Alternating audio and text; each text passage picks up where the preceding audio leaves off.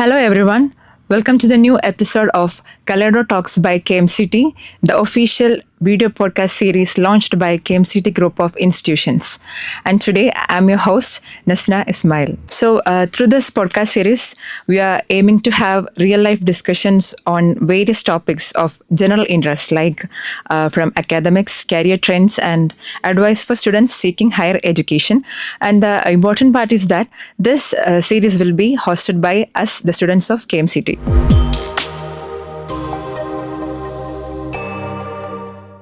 So ഇന്നത്തെ പോഡ്കാസ്റ്റിൽ നമ്മൾ ഡിസ്കസ് ചെയ്യാൻ പോകുന്നത് ഇറ്റ്സ് ഓൾ അബൌട്ട് എഞ്ചിനീയറിങ്ങിൻ്റെ different branches, career opportunities and ഒരു എഞ്ചിനീയറിംഗ് ജോയിൻ ചെയ്യാൻ പോകുന്ന ഒരു സ്റ്റുഡൻറ്റ് അറിഞ്ഞിരിക്കേണ്ട കാര്യങ്ങളെ പറ്റിയുള്ള ഒരു ഡിസ്കഷനാണ്.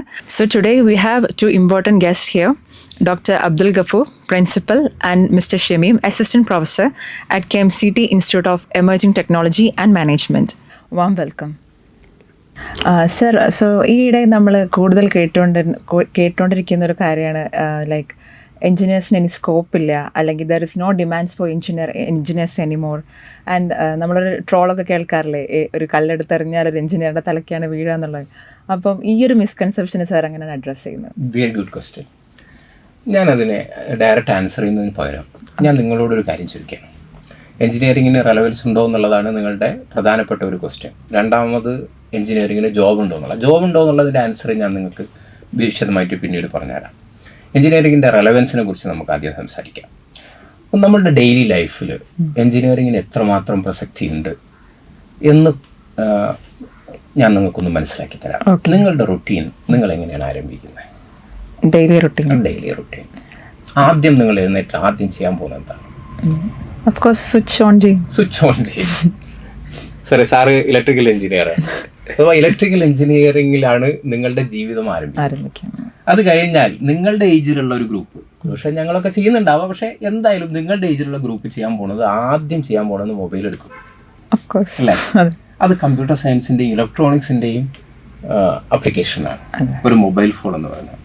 പിന്നെ ഓക്കെ, നിങ്ങൾ ഫ്രഷ് ആവുന്നു, ബാക്കി കാര്യങ്ങൾക്ക് ഭക്ഷണം കഴിക്കുന്നു, ഇതിലൊക്കെ ഒരുപാട് എഞ്ചിനീയറിംഗ് ഡിസിപ്ലിനിലൂടെ നമ്മൾ കടന്നു പോകുന്നുണ്ട്. അത് കഴിഞ്ഞ് നിങ്ങൾ കോളേജിലേക്ക് വരുമ്പോൾ നിങ്ങളുടെ കാറോ ബൈക്കോ സ്റ്റാർട്ട് ചെയ്താൽ വരുന്നത് അതിൽ മെക്കാനിക്കൽ എഞ്ചിനീയറിങ്ങിൻ്റെ ആപ്ലിക്കേഷൻസാണ്. നിങ്ങൾ പോകുന്ന റോഡ് അത് സിവിൽ എഞ്ചിനീയറിങ്ങിൻ്റെ ആപ്ലിക്കേഷനാണ്. ഇങ്ങനെ നിങ്ങൾക്കൊരിക്കലും ഒരു വ്യക്തിക്കും, അത് കർഷകനാവട്ടെ, അതല്ലെങ്കിൽ ഓഫീസിൽ ജോലി ചെയ്യുന്നാവട്ടെ, ഡോക്ടർ ആവട്ടെ, എഞ്ചിനീയർ ആരായാലും അവർക്ക് ഒഴിവാക്കാം. ഈവൻ വീട്ടമ്മമാർ പോലും എഞ്ചിനീയറിങ്ങിൻ്റെ ആപ്ലിക്കേഷനാണ് രാവിലെ മുതൽ വൈകുന്നേരം വരെ ചെയ്യുന്നത്. പക്ഷെ ഒരു കാര്യമുണ്ട്, അവർ 10 വർഷമോ 20 വർഷമോ മുമ്പോ ചെയ്ത അതേ റുട്ടീൻ, അതേ രീതിയല്ല. നിങ്ങൾ യാത്ര ചെയ്യുന്ന റോഡിന് മാറ്റങ്ങൾ വന്നിട്ടുണ്ട്, നിങ്ങൾ യാത്ര ചെയ്യുന്ന കാറിന് മാറ്റങ്ങൾ വന്നിട്ടുണ്ട്, നിങ്ങൾ ഉപയോഗിക്കുന്ന മൊബൈൽ ഫോണിന് മാറ്റം വന്നിട്ടുണ്ട്. എന്തിനേറെ നിങ്ങൾ ആദ്യം പറഞ്ഞ സ്വിച്ച് ഇടുന്നു പറയുന്നത് ഇന്ന് റിമോട്ട് കൺട്രോൾഡ് സ്വിച്ച് അവിടെയൊക്കെ അവൈലബിൾ ആണ്. എന്ന് പറഞ്ഞാൽ എഞ്ചിനീയറിംഗ് എപ്പോഴും പുതുമയാണ്, ഇന്നോവേഷനാണ്.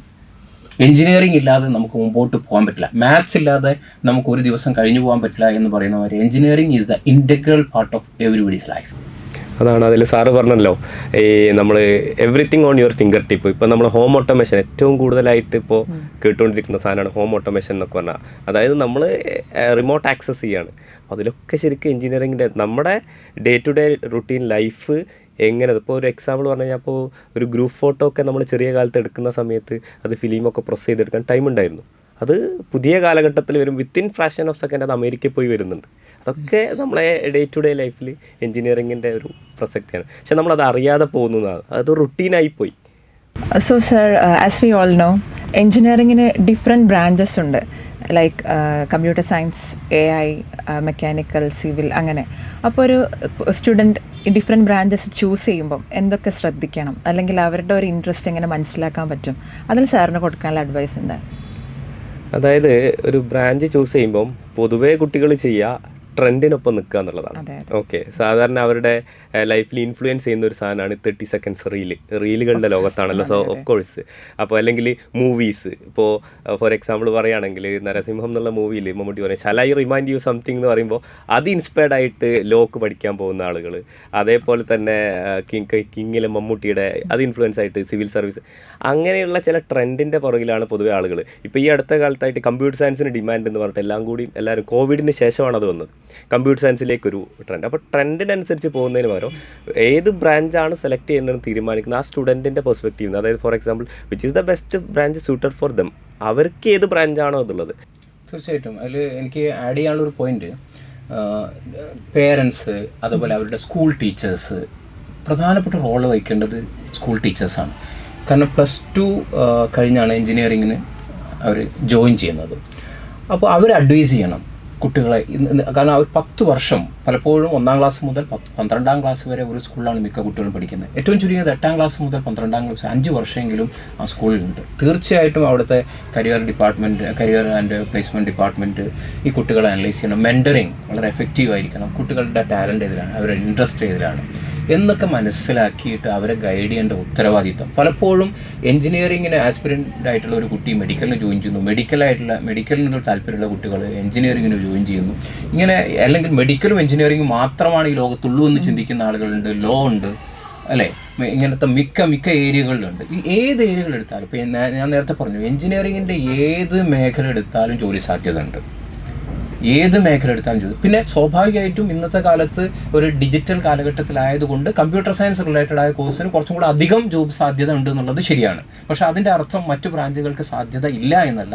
പക്ഷേ കമ്പ്യൂട്ടർ സയൻസും AI, സൈബർ ഇലക്ട്രോണിക്സ് പോലത്തെ കാര്യങ്ങൾക്ക് ഈ കാലത്തൊരു ഡൊമിനേറ്റഡ് ആയിട്ടുള്ള ഒരു ബ്രാഞ്ചാണ് എന്നുള്ളത് സത്യമാണ്. അപ്പം ടീച്ചേഴ്സ് വേണം. അതേപോലെ പേരൻസിന് കുട്ടികളുടെ ടാലൻറ്റ് മനസ്സിലാക്കാൻ പറ്റും. എൻജിനീയറിംഗ് എന്ന് പറയുന്ന ഒരു ആപ്റ്റിറ്റ്യൂഡ് ആവശ്യമുള്ള ഒരു മേഖലയാണ്. അപ്പോൾ അതിൽ തന്നെ സാറ് നേരത്തെ പറഞ്ഞ പോലെ മൂവീൻ്റെയോ കാര്യങ്ങളോ കണ്ടിട്ട് ഇതാണ് ലോകം എന്ന് ചിന്തിക്കാൻ പറ്റില്ല. അപ്പം ആ റിയാലിറ്റി സ്കൂളുകളിൽ നിന്നും വീടുകളിൽ നിന്നും കുട്ടികളെ ഒന്ന് നേച്ചർ ചെയ്ത് എടുക്കുകയാണെങ്കിൽ അത് വളരെ നന്നായിരിക്കും എന്നുള്ളതാണ് ഒരു പ്രധാനപ്പെട്ട ഒരു കാര്യം.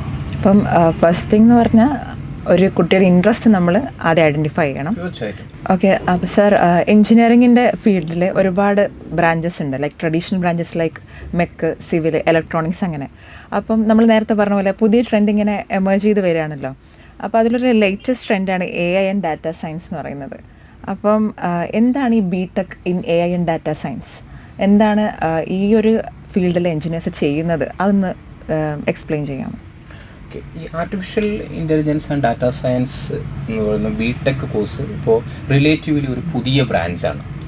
അത് ആക്ച്വലി കമ്പ്യൂട്ടർ സയൻസ് ആൻഡ് എൻജിനീയറിംഗിൽ നിന്ന് ഡിറൈവ് ചെയ്ത് വന്ന ബ്രാഞ്ചാന്ന് പറയാം.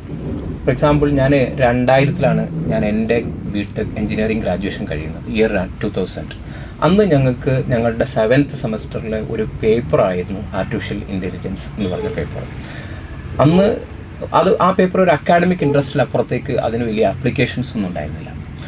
പക്ഷേ ഇന്ന് അതല്ല സ്ഥിതി.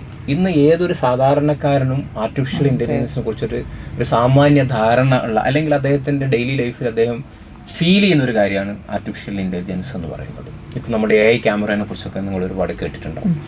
അതിൻ്റെ ഒരു കാരണം എന്ന് പറയുന്നത് ആർട്ടിഫിഷ്യൽ ഇൻ്റലിജൻസിലല്ല ബേസിക് മാറ്റങ്ങൾ വന്നിരിക്കുന്നത്, ഡാറ്റയിലാണ് മാറ്റം വന്നിരിക്കുന്നത്. അപ്പോൾ നിങ്ങൾ തന്നെ പറഞ്ഞ artificial intelligence and data science എന്നാണ് കോഴ്സിൻ്റെ പേര്. അപ്പോൾ ഇന്ന് നമുക്ക് ഒരുപാട് ഡാറ്റ അവൈലബിൾ ആണ്. അതിൻ്റെ കാരണം കണക്ടിവിറ്റി, നമുക്ക് ഇൻ്റർനെറ്റ് കണക്ഷൻ അവൈലബിൾ ആണ്. അപ്പോൾ സോഷ്യൽ മീഡിയ വളരെ, അപ്പം ഈ ഡാറ്റയാണ് ഇന്ന് ഏറ്റവും വലിയ കൊമോഡിറ്റി എന്ന് പറയുന്നത്, വാല്യുബിൾ കൊമോഡിറ്റി എന്ന് പറയുന്നത് ഗോൾഡോ സിൽവറോ ഒന്നല്ല, ഇന്ന് ഡാറ്റയാണ്. അപ്പം അതേ കുഴപ്പം ഇൻ്റർനെറ്റ് കണക്ടിവിറ്റി, ഈ 2 കാര്യങ്ങൾ കൊണ്ട് ഇന്ന് ആർട്ടിഫിഷ്യൽ ഇൻ്റലിജൻസ് ഇത്രയും ഒരു പ്രൊമിനൻസ് കിട്ടിയിരിക്കുന്നത്. അപ്പോൾ സ്വാഭാവികമായിട്ടും ഒരുപാട് മേഖലയിൽ അതിന് ആപ്ലിക്കേഷൻസ് ഉണ്ട്. നമുക്ക് ഹെൽത്ത് സെക്ടറിലുണ്ട്. ഞാനിപ്പോൾ ഒരു മെഡിക്കൽ സ്റ്റുഡൻ്റ് ആണ്. അപ്പം മെഡിക്കൽ ഫീൽഡിൽ ഇപ്പോൾ ഒരുപാട് ആപ്ലിക്കേഷൻസ് ഉണ്ട്, ലൈക്ക് റോബോട്ടിക് സർജറി, പിന്നെ ഹിസ്റ്റോപാത്തോളജിക്കൽ സ്ലൈഡ്സിന് അനലൈസ് ചെയ്യാൻ AI-ൻ്റെ സാധ്യതകൾ യൂസ് ചെയ്യുന്ന, അങ്ങനെ ഒരുപാട് കേട്ടിട്ടുണ്ട്. ഇപ്പം ഇമേജ് പ്രോസസ്സിങ്ങിന്റെ വളരെ ശരിയാണ്. ഞാൻ നിങ്ങൾക്ക് ഒരു ബുക്ക് കാണിച്ചു തരാം. AI-ൻ്റെ നിങ്ങൾ പറഞ്ഞ പോലെ AI-ൻ്റെ ഏറ്റവും കൂടുതൽ ആപ്ലിക്കേഷൻ നടക്കുന്ന ഒരു ഏരിയ ഹെൽത്ത് കെയർ സെക്ടറിലാണ്. അപ്പോൾ ഇവിടെ KMCT തന്നെ നിങ്ങളുടെ പ്രൊഫസർമാർ ഉൾപ്പെടെയുള്ള ഡോക്ടേഴ്സിൻ്റെ ഞാൻ സംസാരിച്ചിട്ടുണ്ട് AI-ൻ്റെ ആപ്ലിക്കേഷൻസ് മെഡിക്കൽ ഫീൽഡിൽ എങ്ങനെയാണെന്നുള്ള. അതേപോലെ KMCTയുടെ Ayurveda college, pharmacy college, allied health science. അപ്പോൾ അതിൽ നിന്നൊരു ഇൻസ്പിറേഷൻ കിട്ടി. ഞാൻ തന്നെ ഒരു ബുക്ക് എഴുതിയിട്ടുണ്ടായിരുന്നു, AI applications in health care, ഡോക്ടേഴ്സിനും ഹെൽത്ത് കെയർ അഡ്മിനിസ്ട്രേറ്റേഴ്സിനും യൂസ്ഫുൾ ആവുന്നൊരു ബുക്ക്. ഇത് പ്രധാനമായിട്ടും പ്രതിപാദിക്കുന്ന ഏതൊക്കെ മേഖലയിൽ ഡോക്ടേഴ്സിന് AI ഉപയോഗിക്കാം, അല്ലെങ്കിൽ മെഡ്ടെക്കിന് ഹെൽത്ത് കെയർ ആയുള്ള ഓൺട്രപ്രണർഷിപ്പ് സ്റ്റാർട്ടപ്സുകളുണ്ട് ഹെൽത്ത് കെയർ ഏരിയയിലുള്ള, അവർക്ക് എങ്ങനെ യൂസ് ചെയ്യാം, ഹെൽത്ത് കെയർ അഡ്മിനിസ്ട്രേറ്റേഴ്സ്, ഹോസ്പിറ്റലിൻ്റെ അഡ്മിനിസ്ട്രേറ്റേഴ്സിന്. അപ്പോൾ ഈ മേഖലകളിലൊക്കെ ഒരുപാട് അപ്ലിക്കേഷൻസ് ഉണ്ട്. മേജർ ഷെയർ അപ്ലിക്കേഷൻസ് പോകുന്ന ഒരു സെക്ടർ ഹെൽത്ത് കെയർ ആണ്.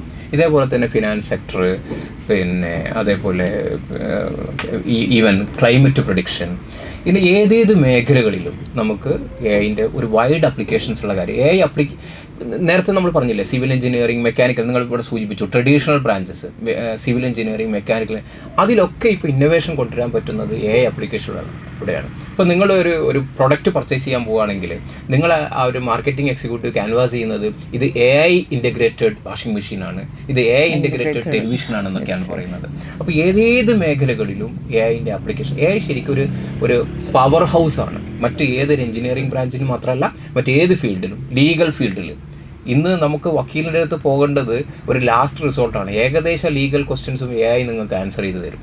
ഒരു സാധാരണ, I'm not threatening you, you are medical students ആണ്, നിങ്ങളുടെ ജോലി നഷ്ടപ്പെടുന്നൊന്നും ഞാൻ പറയുന്നില്ല. ഒരുപക്ഷെ ഞങ്ങളൊക്കെ ഇനി ഭാവിയിൽ ഒരു ഡോക്ടറിൻ്റെ അടുത്തേക്ക് പോകുന്നത് ഒരു ലാസ്റ്റ് റിസോർട്ടായിരിക്കും. ആദ്യം നമ്മൾ AIക്ക് നമ്മൾ എങ്ങനെയെങ്കിലും ഹെൽപ്പ് ചെയ്യാൻ പറ്റുമെന്ന് വെച്ചാൽ ഈ കാലഘട്ടത്തിലേക്കാണ് നമ്മൾ പോകുന്നത്. അപ്പോൾ AIക്ക് ഒരുപാട് സാധ്യതകളുള്ള ഒരു ബ്രാഞ്ചാണ്.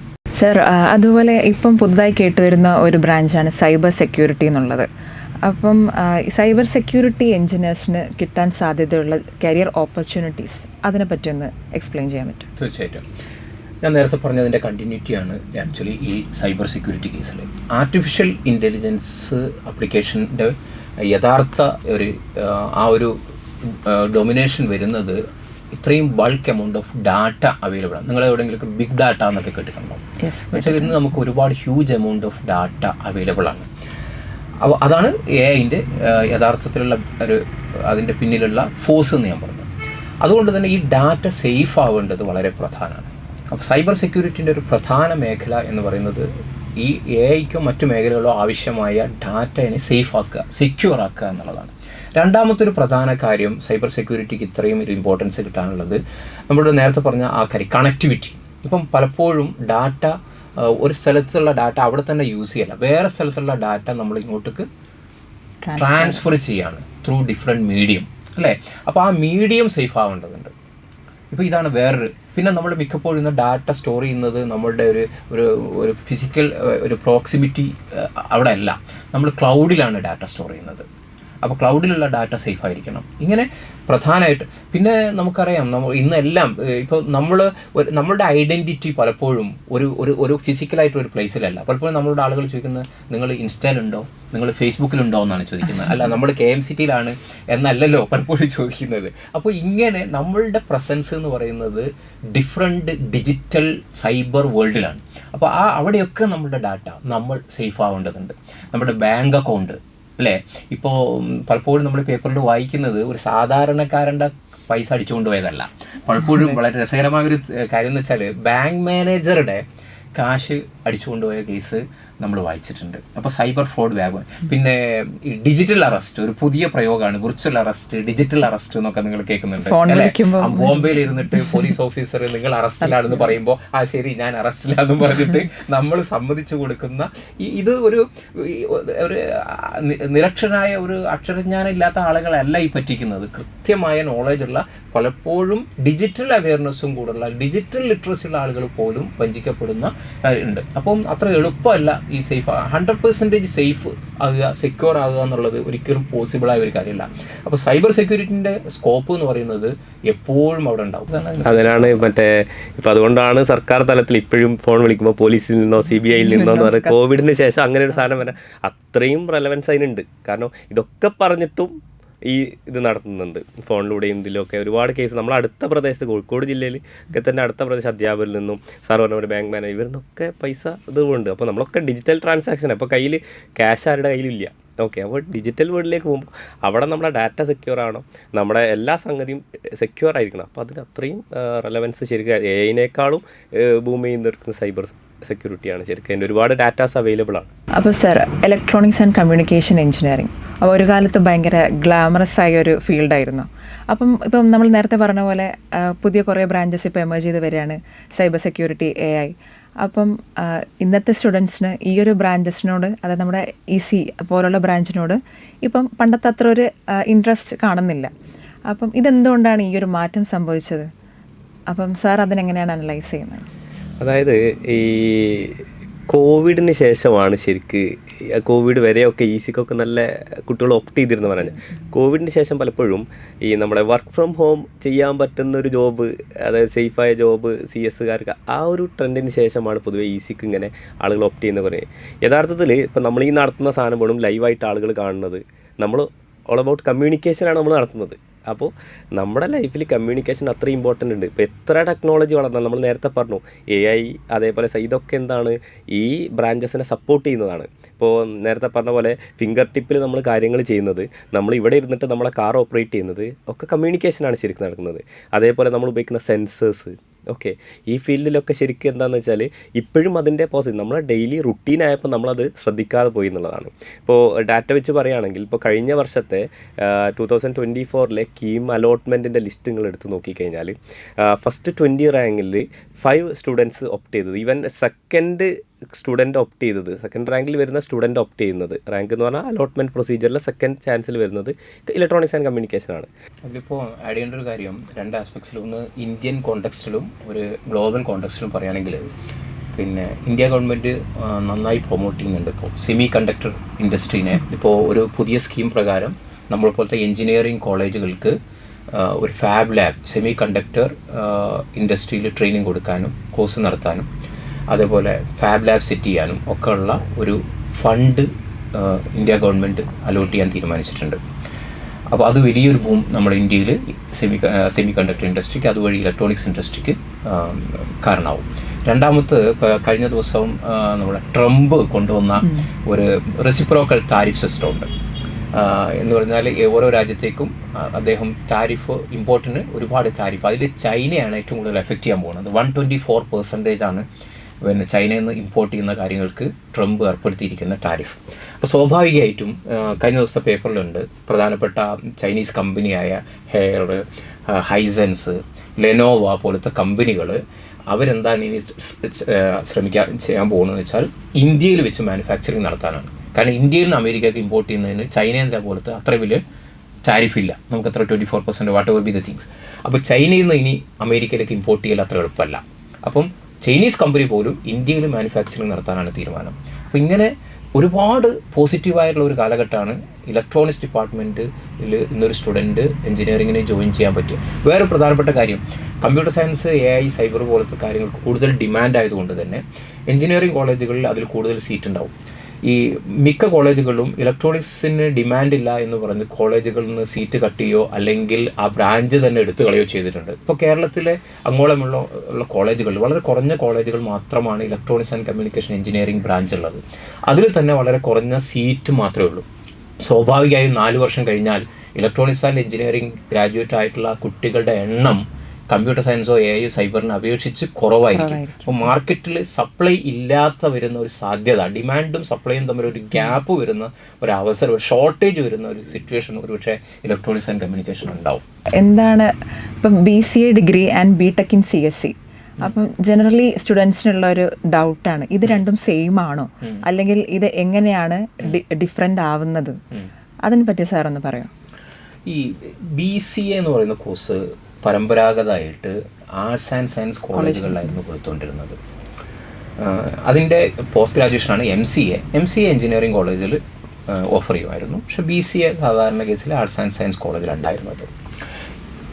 റീസെൻ്റായിട്ട് അത് AICTയുടെ അണ്ടറിലേക്ക് വന്നു. AICT means All India Council for Technical Education. അതാണ് ഞങ്ങളുടെ എഞ്ചിനീയേഴ്സിൻ്റെ റെഗുലേറ്ററി ബോഡി, എഞ്ചിനീയറിംഗ് എഡ്യൂക്കേഷൻ്റെ.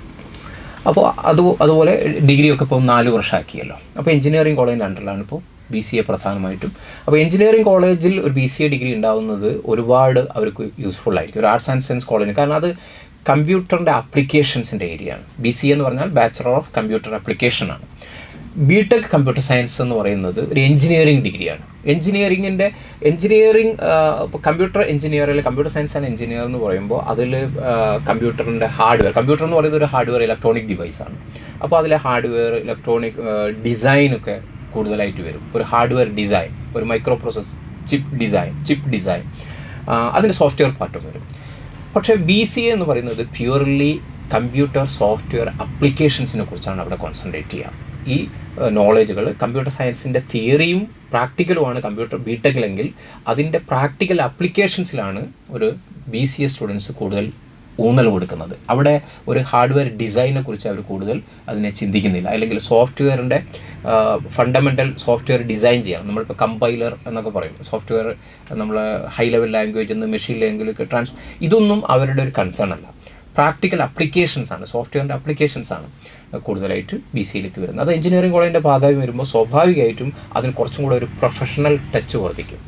അതാണ് ഒരുപാട് സാധ്യതകളാണ്. ഈക്വൽ ടു BCA ബിടെക് എന്നൊക്കെ പറയുന്നത് ഡിഫറെൻറ്റ് ഡൊമൈനിലാണ് അപ്ലിക്കേഷൻ. ഒന്ന് കമ്പ്യൂട്ടർ എഞ്ചിനീയേഴ്സാണ്, മറ്റത് കമ്പ്യൂട്ടർ സോഫ്റ്റ്വെയർ പ്രൊഫഷണൽസ് ആയിട്ട് കൂടുതൽ ജോബ് സാധ്യത ഉള്ള ആളുകളാണ് BCA എന്ന് പറയുന്നത്. അതുകൊണ്ടാണ് അതിപ്പോൾ AICTEൻ്റെ അണ്ടറിലേക്ക് വരുമ്പോൾ ഒന്നുകൂടി അതിന് ഇമ്പോർട്ടൻസ് കൂടും. കാലാനുസൃതമായ മാറ്റങ്ങൾ ഏതൊരു ഫീൽഡിലും എപ്പോഴും ഉണ്ടായിക്കൊണ്ടിരിക്കുന്നതാണ്. അപ്പം ഇതിനനുസരിച്ച് നിങ്ങളുടെ കരിക്കുലം അപ്ഡേറ്റ് ആവുന്നുണ്ടോ? അപ്പം ഈ ഒരു സിറ്റുവേഷനിൽ നിങ്ങളുടെ സ്റ്റുഡൻസിനെ നിങ്ങൾ എങ്ങനെയാണ് ഇൻഡസ്ട്രി എക്യുപ്ഡ് ആക്കുന്നത്? വളരെ റെലവൻ്റ് ആയൊരു ക്വസ്റ്റ്യനാണ് ചോദിച്ചത്. അതിൽ ഞങ്ങളുടെ സ്റ്റുഡൻസിന് ഞങ്ങളൊരു സ്ട്രാറ്റജി, എല്ലാ ടീച്ചേഴ്സും ഒരു കണ്ടൻറ്റ് ബിയോണ്ട് സിലബസ് ഡിസൈൻ ചെയ്തിരിക്കണമെന്ന് നിർബന്ധമാണ്. കരിക്കുലം യൂണിവേഴ്സിറ്റി 4 വർഷം കൂടുമ്പോഴാണ് ചേഞ്ച് ചെയ്യുക. അപ്പോൾ ഈ വർഷം അഡ്മിഷൻ എടുത്ത കുട്ടികൾക്ക് ഇനി അടുത്ത വർഷം അഡ്മിഷൻ എടുക്കുന്ന കുട്ടികൾക്കൊക്കെ അവർ കുറച്ചും കൂടെ റിലേറ്റീവ്ലി ഭാഗ്യവാന്മാരാണ്. കാരണം ഈ വർഷമാണ് പുതിയ സിലബസ് വന്നിരിക്കുന്നത്. ഇപ്പോഴത്തെ ഫസ്റ്റ് ഇയർ കുട്ടികളാണ് ലേറ്റസ്റ്റ് സിലബസാണ് ഇപ്പോൾ അവർ പഠിക്കുന്നത്. അതുകൊണ്ട് അടുത്ത 2-3 വർഷത്തേക്ക് പഠിക്കുന്ന കുട്ടികൾ പുതിയ സിലബസ് പഠിക്കുന്നു എന്ന് പറയാം. 4 വർഷം കൂടുമ്പോഴാണ് യൂണിവേഴ്സിറ്റി സാധാരണ കേസിൽ സിലബസ് അപ്ഡേറ്റ് ചെയ്യുന്നത്. പക്ഷേ അത് പോരാ, ഇൻഡസ്ട്രി വളരെ ഫാസ്റ്റായിട്ട് മൂവ് ചെയ്യുന്നതാണ്. അതുകൊണ്ട് തന്നെ ഇൻഡസ്ട്രി റെലവൻ്റ് ആയിട്ടുള്ള ചില ടോപ്പിക്കുകൾ റെഗുലറായിട്ടുള്ള പേപ്പറിൻ്റെ കൂടെ ഓരോ ഫാക്കൽറ്റിയും ആഡ് ചെയ്യും. കണ്ടൻറ്റ് ബിയോണ്ട് സിലബസ് എന്നുള്ള ഒരു സിസ്റ്റം നമ്മൾ കൊണ്ടുവന്നിട്ടുണ്ട്. അതാണ് പ്രധാനമായിട്ടും നമ്മളൊന്ന് ചെയ്യുന്നത്.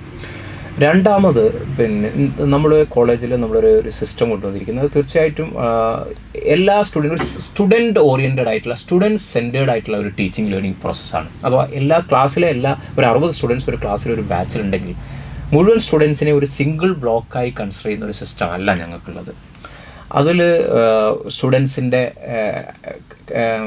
ഇൻട്രസ്റ്റ് പരിഗണിച്ചിട്ട് ഫസ്റ്റ് ഇയർ കോമൺ ആയിട്ട് എല്ലാവരും ഒരേപോലെ, കാരണം നമ്മൾ സ്റ്റുഡൻസിനെ മനസ്സിലാക്കിക്കൊണ്ടേയിരിക്കുന്നുള്ളൂ. സ്കൂളുകളിൽ നിന്ന് വന്ന സ്റ്റുഡൻസ് എഞ്ചിനീയറിംഗ് ആയിട്ട് അഡ്ജസ്റ്റ് ചെയ്ത് വരുന്നതാണ്. ഫസ്റ്റ് ഇയർ കഴിഞ്ഞ് ഒരു സെക്കൻഡ് ഇയർ ഒരു മിഡിലാവുമ്പോൾ നമ്മൾ കുട്ടികളെ അനലൈസ് ചെയ്യും. കുട്ടികൾക്ക് പ്ലേസ്മെൻറ്റ് എന്ന് പറഞ്ഞു കഴിഞ്ഞാൽ സാധാരണ മനസ്സിലാക്കുന്ന ഒരു കമ്പനിയിൽ ജോലി വാങ്ങി ശമ്പളം വാങ്ങുക എന്നുള്ളത് മാത്രമാണ്. യഥാർത്ഥത്തിൽ പ്ലേസ്മെൻറ്റ് എന്ന് പറഞ്ഞാൽ അത് മാത്രമല്ല. പലപ്പോഴും കാണുന്നത് പല കുട്ടികൾക്കും ഒരു ഓൺട്രപ്രൂണർ സ്കില്ലുണ്ട്, അവർക്ക് ഒരു സ്വയം സംരംഭകരാകാനുള്ളൊരു താല്പര്യമുണ്ട്. അപ്പോൾ IT മേഖലയിൽ, കമ്പ്യൂട്ടർ സയൻസ് മേഖലയിൽ, ഇലക്ട്രോണിക്സ് ഏതാണോ അവരുടെ ബ്രാഞ്ച്, ആ മേഖലകളിൽ അവർക്ക് ഒരു ബിസിനസ് സംരംഭം ആരംഭിക്കുന്നതിനാണ് താല്പര്യമെങ്കിൽ അതിനൊരു ട്രെയിനിങ് കൊടുക്കേണ്ടതുണ്ട്. ചില സ്റ്റുഡൻസ് ആണെങ്കിൽ ഗ്രാജുവേഷൻ കഴിഞ്ഞിട്ട് അവർക്ക് പോസ്റ്റ് ഗ്രാജുവേഷൻ ചെയ്യണം, നല്ല ഒരു റെപ്യൂട്ടഡ് ആയിട്ടുള്ള സ്ഥാപനങ്ങളിൽ പോസ്റ്റ് ഗ്രാജുവേഷൻ ചെയ്യാൻ ആഗ്രഹമുണ്ടെങ്കിൽ അവർ ഹയർ സ്റ്റഡീസിന് പോകേണ്ടതുണ്ട്. അപ്പോൾ ഒരു കമ്പനിയിലെ ജോലി, അല്ലെങ്കിൽ ഒരു എൻ്റർപ്രണർഷിപ്പ്, അല്ലെങ്കിൽ ഹയർ സ്റ്റഡീസ്, ഇത് മൂന്നുമാണ് പ്ലേസ്മെൻറ്റ് കൊണ്ട് നമ്മൾ അർത്ഥമാക്കുന്നത്.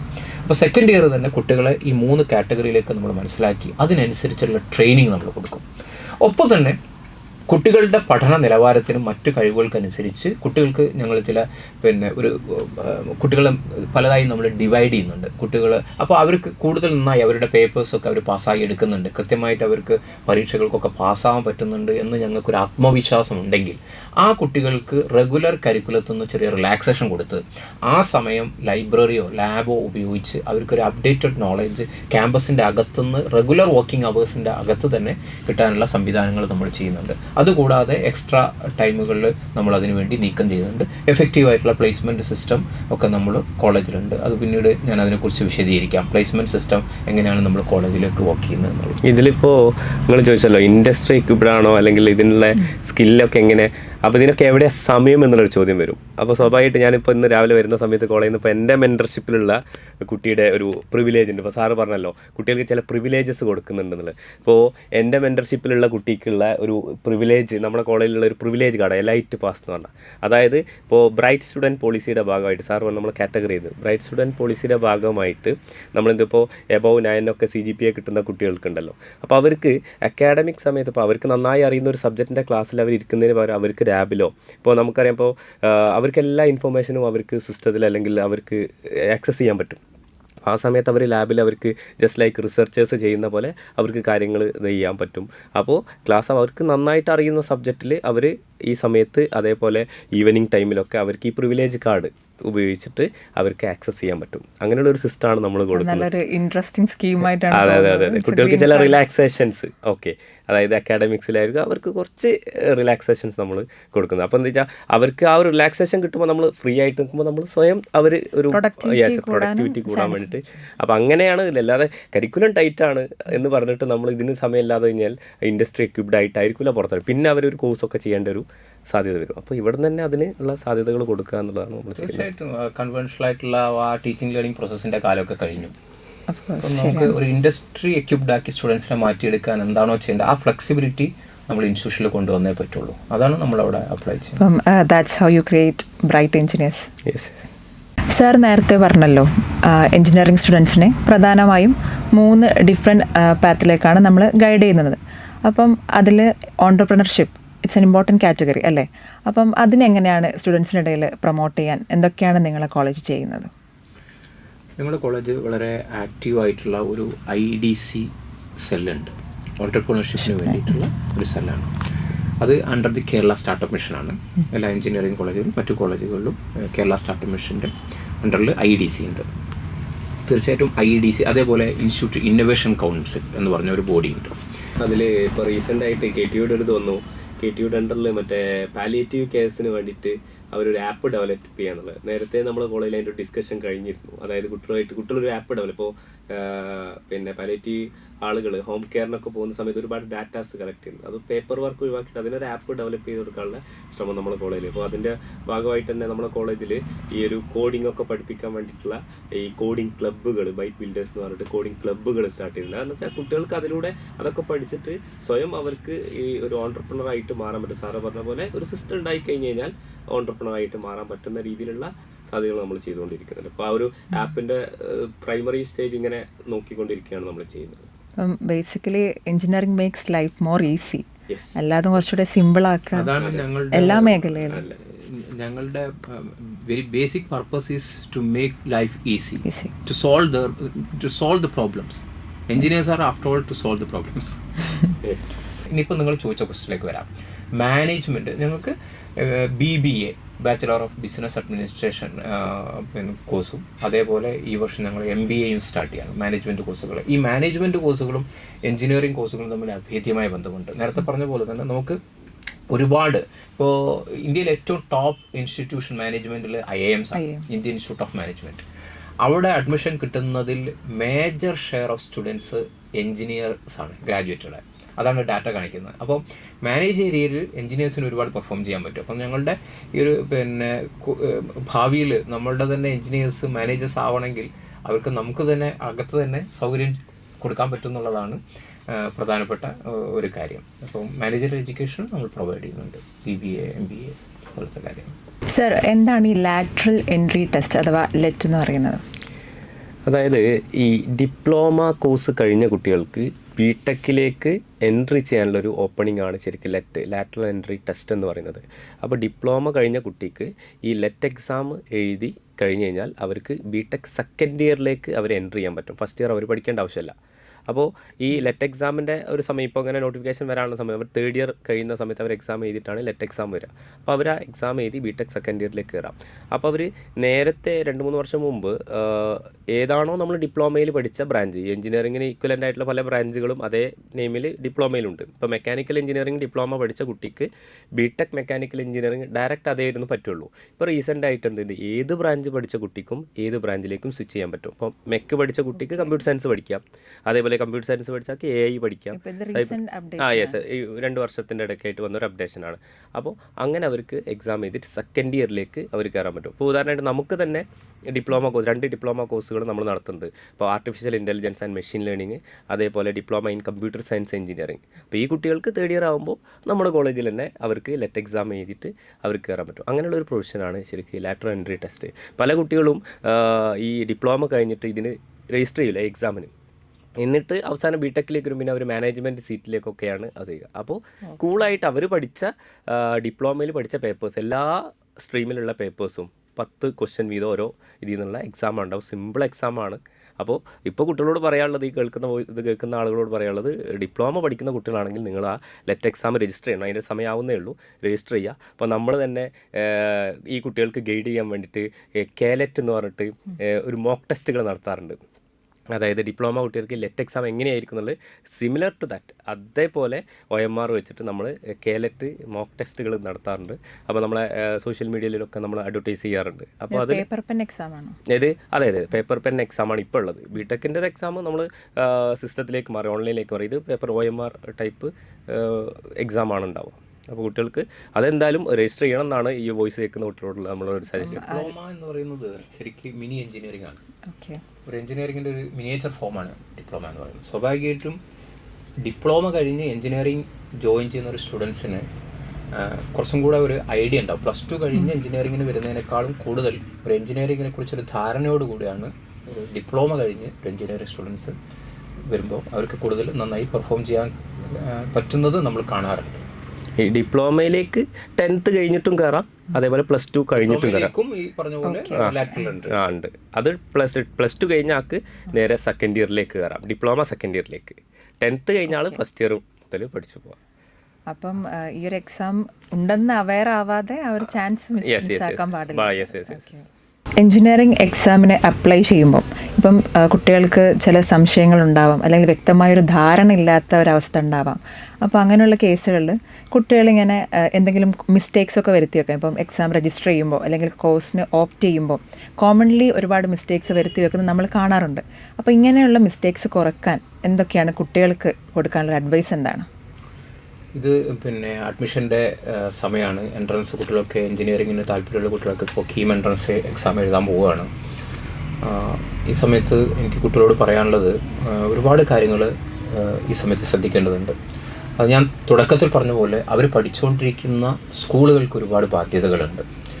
ഒന്ന്, എൻജിനീയറിങ് താല്പര്യമുള്ള കുട്ടികൾ അവരെ അതിലേക്ക് സ്ട്രീം ലൈൻ ചെയ്ത് കൊടുക്കുക. കീം എക്സാം പോലത്തെ എക്സാമിനെ കുറിച്ച് അവർക്ക് പരിചയപ്പെടുത്തി കൊടുക്കുക.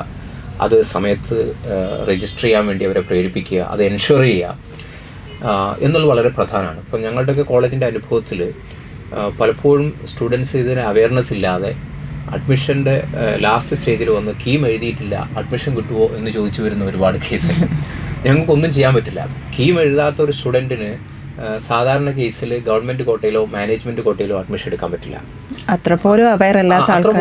ഈ അവയർനെസ് തീർച്ചയായിട്ടും സ്കൂളുകളിൽ നിന്ന് കൊടുക്കേണ്ടതാണ്. അപ്പോൾ പല സ്കൂളുകളും, ചില സ്കൂളുകളൊക്കെ അതിൽ ചെയ്യുന്നുണ്ട്, നന്നായി കരിയർ ഗൈഡൻസ് സെല്ല് നന്നായി പ്രവർത്തിക്കുന്ന സ്കൂളുകളുണ്ട്. പക്ഷെ പല സ്കൂളുകളിലും അതല്ല സ്ഥിതി. അതാണ് ഒന്ന് പ്രധാനപ്പെട്ടത്. രണ്ടാമത്, ഇനി രജിസ്റ്റർ ചെയ്താൽ തന്നെ കീം എൻട്രൻസിൽ ഒരു മിനിമം എലിജിബിലിറ്റി എന്ന് പറയുന്ന ഒരു മാർക്ക് വെച്ചിട്ടുണ്ട്.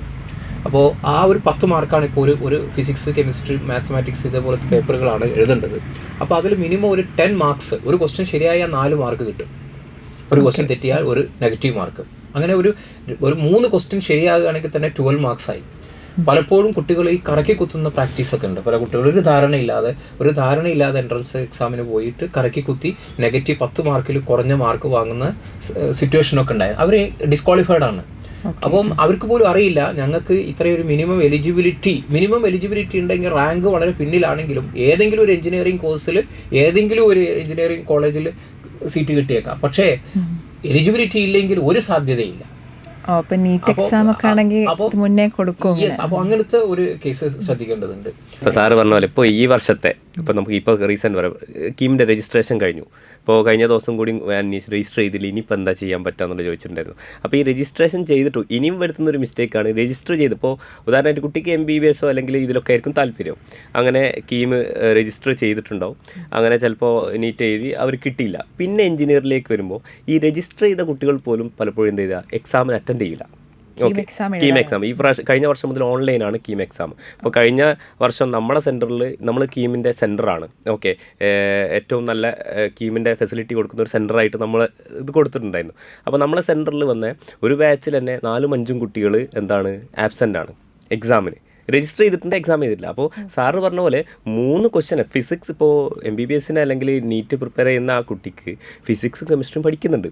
മാത്സ് ഓൾറെഡി അവർ മാറ്റി വെച്ചാണെങ്കിൽ മാത്സ് അവർ +2 പഠിച്ചിട്ടുണ്ട്. അപ്പോൾ സ്വാഭാവികമായിട്ടും 3 ക്വസ്റ്റ്യൻ അറ്റൻഡ് ചെയ്ത് ക്വാളിഫൈ ആയിട്ട് വരുന്നുണ്ട്.